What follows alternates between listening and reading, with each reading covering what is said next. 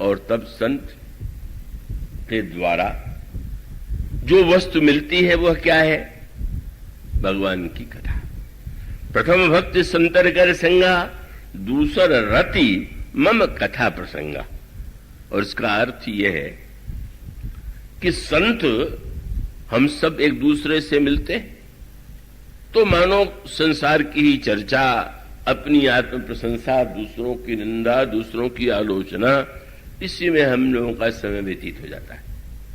पर संत के पास जाने के बाद संत की वाणी यदि हम सुने तो भगवान का गुणानुवाद, भगवान की लीला, भगवान का चरित्र, यह सुनने को मिलता है।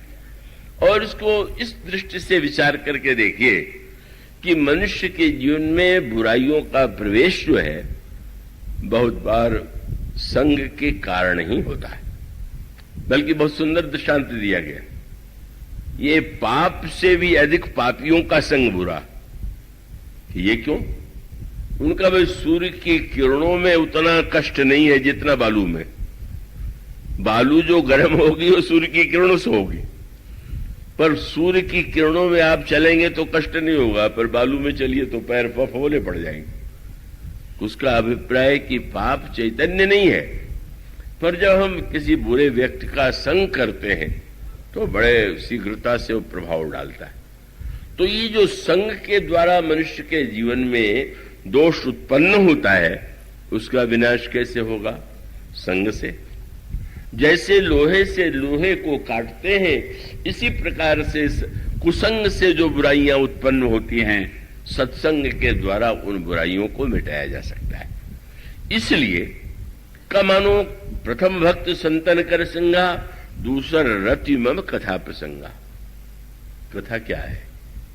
कथा का तात्पर्य क्या है?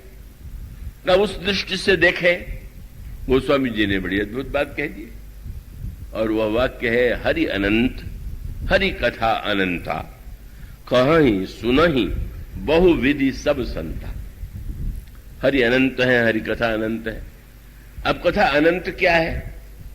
श्री राम के रूप में आप देखेंगे उनका अयोध्या में प्राकट्य हुआ, उसके पश्चात किशोर अवस्था, विवाह हुआ, वनवास हुआ, रावण का वध हुआ, आकर के सिंहासन पर बैठे। इतिहास तो इतना ही है, तो अनंतता क्या हो गई इसमें? कथा अनंत है, ये बात रामायण में बार बार कही गई। तो अनंतता क्या है? इसीलिए वो तो कोई मूढ़ बुद्धि व्यक्ति ने जब देखा रामायण के विशाल ग्रंथ को, तो उसने कहा कि ये किसने लिखा है? बोले तुलसीदास जी ने। क्या लिखा है? बोले राम रावण की बात। बोले राम रावण की बात तो इतने संक्षेप में कही जा सकती है, इसके लिए इतने बड़े पोथे की आवश्यकता थी क्या? और उसने जो संक्षेपीकरण किया वो आपने सुना होगा। उसने कहा, रे रामायण का इतिहास तो इतना ही है कि राम एक रावण ना, एक क्षत्रिय एक बाभन ना, उनसे उनकी भई लड़ाई, उनने उनकी नारी चुराई, उनसे उनकी भई लड़ाई, तनिक बाद की बात अन्ना, तुलसी लिख गए पोथन्ना। इतनी सी तो बात थी और इतना बड़ा ग्रंथ लिख दिया गया। और उसके बाद भी गोस्वामी जी को संतोष नहीं होता है।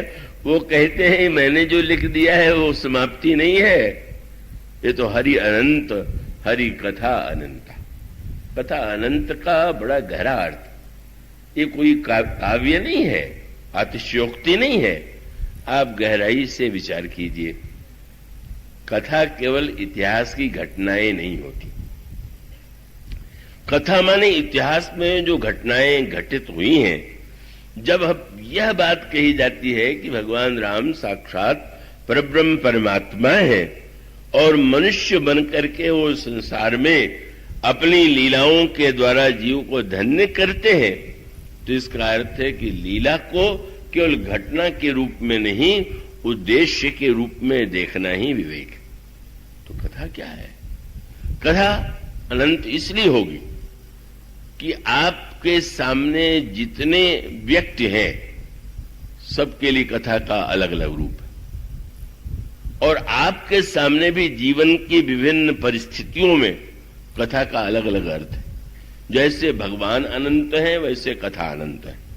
और वो जो अनंत कथा है, संत क्या करता है? उसकी विशेषता यह है कि वह हरि के अनंत रूप को, गुण को, चरित्र को ऐसे ढंग से सुनाता है कि सामने वाले व्यक्ति के जीवन में उस समय जैसी आवश्यकता हो और जैसे उसका कल्याण हो, उस रूप में वो कथा के अर्थ को बदल देता।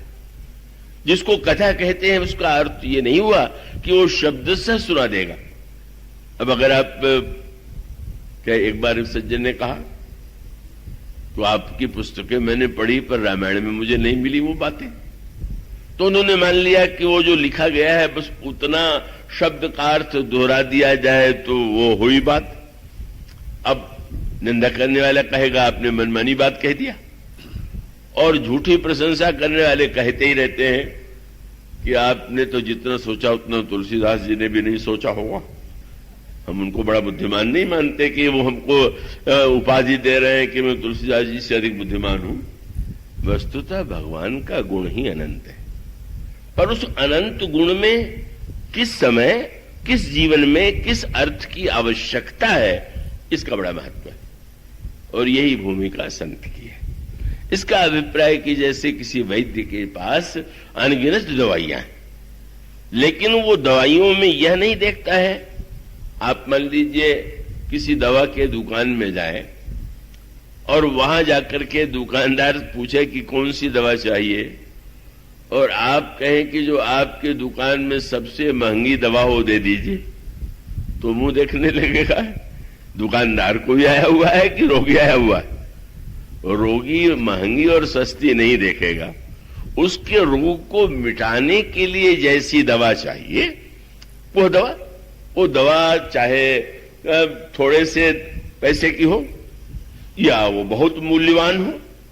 इसका अर्थ यह है कि मनुष्य का जो मन है वो रोगग्रस्त है, उसमें अनेक समस्याएं, और संत या सद्गुरु की भूमिका यह है कि वह निर्णय करे कि किस औषधि के द्वारा, और वो औषधि उसके पास सबसे बड़ी कौन सी है? भगवान की कथा। भगवान की कथा की औषधि बस श्रीमद् भागवत में, रामायण में, सर्वत्र अगर कोई वस्तु सर्वश्रेष्ठ है तो वो कथा है। और इसीलिए श्रीमद् भागवत के प्रसंग में आपने अगर सुना ही होगा, उसमें कथा की कितनी महिमा गाई गई। यहां तक वर्णन आता है कि जिस समय सुखदेव जी परीक्षित को कथा सुनाने बैठे, उस समय देवता अमृत लेकर के आए और कहा, परीक्षित तुम इस अमृत को पी लो, सुखदेव जी हम लोगों को कथा सुना दें। फिर उन्होंने कहा, अरे कथा कसुधा लोके काचो कमणिर महान। कहां कथा और कहां अमृत, कहां कांच और कहां हीरा। कब? जब सही अर्थों में कथा कही जाए और सही अर्थों में उस कथा के जिस अर्थ की आवश्यकता, उस अर्थ को व्यक्ति ग्रहण कर ले। और इसलिए प्रत्येक परिस्थिति में आपके समक्ष जैसे भगवान अनेक रूपों में आते हैं, इसी प्रकार से कथा अनेक रूपों में आती है। अब हनुमान जी को आप देख लीजिए, इतनी बार कथा का प्रयोग करते हैं पर अर्थ बदल जाता है, भाव बदल जाता है, तात्पर्य बदल जाता है। हनुमान जी तो सर्वदा कथा के रूप में दिखाई देंगे। वो तो भगवान राम का जब पहला मिलन हुआ और हनुमान जी के बोलने की शैली हनुमान प्रभु ने सुनी तो लगा कि बहुत बढ़िया कथावाचक है। और तब प्रभु ने तुरंत कहा, आपन चरित्र कहा मैं गाई, कहो विप्र निज कथा बुझाई। बोले मैंने तो अपना चरित्र गा के सुनाया, ब्राह्मण देवता अपनी कथा सुनाइए। बहुत मीठी बात थी। क्या? बोले गाने का आनंद तो सुनने में है, पर कथा का आनंद तो समझने में है। तो भाई मैंने तो गा दिया, कथावाचक की अर्थ तो आप ही बताओगे। और सचमुच हनुमान जी क्या कहा जाए, वो तो कितने अद्भुत रूप में आप नया अर्थ दे देते हैं। भगवान राम के शब्दों को पकड़ करके ही उन्होंने ये कहा कि प्रभु इस पर्वत पर बंदरों के राजा रहते हैं, वो आपके दास हैं और दास हैं, और आप चल करके उनसे मित्रता कीजिए और आप उनको अभय दान दीजिए। और सूत्र क्या लिया? बोले आपने अपना चरित्र जो गा के सुनाया न सुनाया होता तो मैं ये बात न कहता, पर आपने जो कथा, आपने जो परिचय दिया, मैंने पूछा आप कौन है, और आपने परिचय दिया, तभी मेरा साहस हो रहा है कि ये मैं बात आपसे कहूं। क्या? बोले प्रभु आपने जब कथा सुनाई, अब पहली बात तो यही है कि हनुमान जी ने कहा कि महाराज पर्वत पर बंदरों के राजा रहते हैं। सुग्रीव भी कोई राजा है? न राज्य है, न पत्नी है, न संपत्ति है, सब छीना हुआ है, बेचारे किसी तरह से जीवन काट रहे हैं, और हनुमान जी कह रहे हैं कि बंदरों के राजा रहते। अगर प्रभु बाद में पूछ दें कि तुमने तो कहा था ये बंदरों के राजा है, यही तुम्हारे राजा है, तो उन्होंने कहा प्रभु आपके द्वारा कथा मैंने न सुनी होती तो मैं राजा की उपाधि न देता, पर आपकी कथा को सुन के मुझे लगा कि वो राजा है। क्यों? जब आपने सुनाते हुए ये कहा कि मेरा पिताजी ने जब वन में जाने का आदेश दिया और मां कौशल्या के पास में गया, और मां कौशल्या को तो पता नहीं था। मां ने कहा कि पुत्र कुछ फल खा लो, फिर जाना पिता के पास, राज्याभिषेक में बड़ा विलंब हो जाएगा। तो प्रभु ने कहा मां तुम्हें बहुत प्रसन्नता का समाचार देने आया हुआ हूं। क्या? ये नहीं कहा मुझे देश निकाला दे दिया गया, मेरा पद छीन लिया गया। कहते हैं मां पहले तो मुझे छोटा पद मिलने वाला था, अब बड़ा पद मिल गया।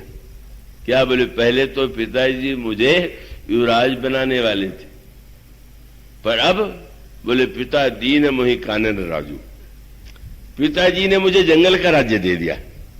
हनुमान जी ने कहा जो ही मैंने नया अर्थ राजा का सुना तो जैसे आप राजा है वैसे ये भी राजा, दोनों एक ही जैसे राजा है। इसलिए महाराज आपने जो कहा मैं तो वही कह रहा हूं। फिर मैंने आपसे पूछ दिया कि आपका परिचय, आपने कहा मैं दशरथ का पुत्र हूं, लक्ष्मण मेरा छोटा भाई है, सीता मेरी पत्नी थी, उनका हरण हो गया। तो मुझे लगने लगा कि आप वस्तुतः ईश्वर होकर के संबंधों का विस्तार करने के लिए आए हुए। मेरे पिता कौन है, मेरे भाई कौन है, और उसके साथ साथ नाम राम लक्ष्मण दो भाई, संग नारी सुकुमार सुहाई, या पिता के ने राज्य दे दिया, पिता दीन मोहि कानन राजू की जगह भगवान राम ने कहा हम पितु वचन मानी बनाए। तो हनुमान जी को लगा कि प्रभु आपके कहने से लगा कि सारे नाते आपको आपके जीवन में आ गए। पिता भी बता दिया, उसके साथ साथ पत्नी भी बता दिया, भाई भी बता दिया, पर मुझे लगा कि एक कमी रह गई कि आपने ये नहीं बताया कि आपका दास कौन है। तो मैं सोचता हूं कि अब सुग्रीव कोई दास बना लीजिए, वो कमी भी तो पूरी हो जाए। सो सुग्रीव दास तो अहि, और चल करके आप पहले तो एक मित्र चाहिए तो उन्हें मित्र बना लीजिए। तो दास बनावे कि मित्र बनावे? बोले है तो वो दास, सो सुग्रीव दास तो अहि, लेकिन तैसन नाथ मैत्री कीजिए।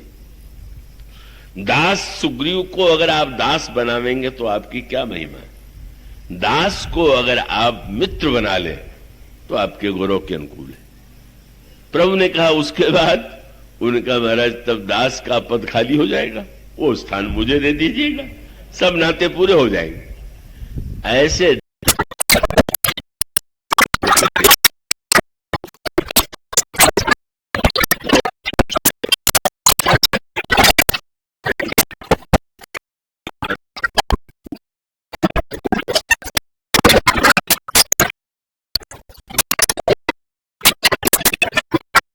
के कार्य को कि सीता जी का पता लगाना है, तो फिर वही हनुमान जी, और आप पहुंच गए सुग्रीव के पास। सुग्रीव ने स्वागत किया। आप कैसे कष्ट किया, उनको अच्छा तो नहीं लगा, वो तो राग रंग में मस्त हो रहे थे। उन्होंने कहा मेरा थोड़ा कथा भी तो सुनना चाहिए। तो कथा तो आप पहले सुना चुके हैं। बोले आज नई कथा सुनाऊंगा। और तब गोस्वामी ने लिखा कि हाँ पवनसुत हृदय विचारा, राम काज सुग्रीव विशारा, निकट जाई चरणन शरणावा, चारु विधि। राजनैतिक कथा कही। पहले जो कथा कही थी उसमें प्रेम भक्ति की विशेषता थी। गोस्वामी जी कहते चारों विधि कई कथा सुनाई, कथा का अर्थ बदल दिया। राजनीति में 4 साम दाम दंड भेद। हनुमान जी ने कहा याद कीजिए, प्रभु ने आपको मित्र बनाया तो मित्र के साथ मित्रता का व्यवहार करना। प्रभु ने यह भी तो कहा था कि ऐसा कुमित्र जो मित्र के संकट में काम न आवे उसे भुला देना चाहिए, छोड़ देना चाहिए। तो आपने विचार करके सोचा कि प्रभु ने वाक्य क्यों कहा था? आपके लिए उपदेश था। आप विचार कीजिए कि उन्होंने मित्र का क्या धर्म बताया और फिर ये कहा कि आप सोचिए, आपने उनकी केवल उनसे मित्रता किया और उन्होंने आपको किष्किंधा का राज्य दे दिया। कितनी बड़ी सफलता है। जब केवल आपने ये कहा कि सीता जी को मिला देंगे और उतने में उन्होंने किष्किंधा का राजा बना दिया, तो मिला दीजिएगा तो सोचिए कितना लाभ हो सकता है। लोभ भी दिखा दिया पर उतने नहीं छोड़ा, राजनीति और बढ़ी आगे। आपने एक बात ध्यान में रखा, जब बाली का वध किया तो राज सिंहासन आपको तो दिया, लेकिन युवराज आपके बेटे को नहीं बनाया, बाली के बेटे को बनाया है। बड़े राजनीतिज्ञ हैं, अगर वो चाहते तो राजा आप है तो आपका बेटा युवराज बने, पर अंगद को इसीलिए बनाया है क्योंकि उनको संतुलन बनाए रखना है और उनके मन में योजना होगी कि आवश्यकता पड़े तो सुग्रीव के स्थान पर बाली के बेटे को बैठा दे।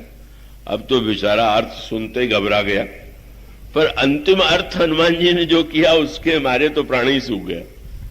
उसने हनुमान जी ने तुरंत कहा, आपने ध्यान दिया बाली पर जब बाण चलाया था तो बाण कहां गया? बोले वो लौट करके प्रभु के तरकस में आ गया। क्यों आ गया? बाण को तो वहीं रहने जाना चाहिए। सुग्रीव ने कहा, आपने अर्थ ये बताया था कि भगवान अपने भक्त को दूर भेजते नहीं, भेजते हैं तो बुला लेते हैं। तो बाण उनका भक्त है, पहले भेजा और बुला लिया। बोले नहीं, वो भी एक अर्थ है, पर इस समय दूसरे अर्थ का भान मुझे हो रहा। क्या? बोले लगता है कि वो बाण उन्होंने आपके लिए रख छोड़ा है कि अगर ये भी बाली के समान आचरण करे तो इसको भी इसी से मारेंगे। बस सुनते ही इतना डरने लगा। सुन सुग्रीव परम भय माना। कथा निर्भय भी बनाती है और भयभीत भी बनाती है। निर्भय तब बना दिया जब वो बाली के डर से डरे हुए थे, और भयभीत तब बना दिया जब भगवान के भय को भूल गए।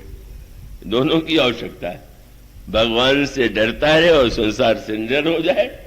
बोले जब भी दुरुपयोग हुआ ऐसे यह मानो इतने रूप में कथा आपके हर प्रश्न का, हर परिस्थिति का, हर समस्या का समाधान भगवान की कथा देती है, और संत उसी के माध्यम से जीव को संदेश और प्रेरणा देता है। इसलिए प्रथम भक्ति संतन कर संगा, दूसरा रति मम कथा प्रसंगा। इसके बाद की चर्चा कल। बोलिए सिया।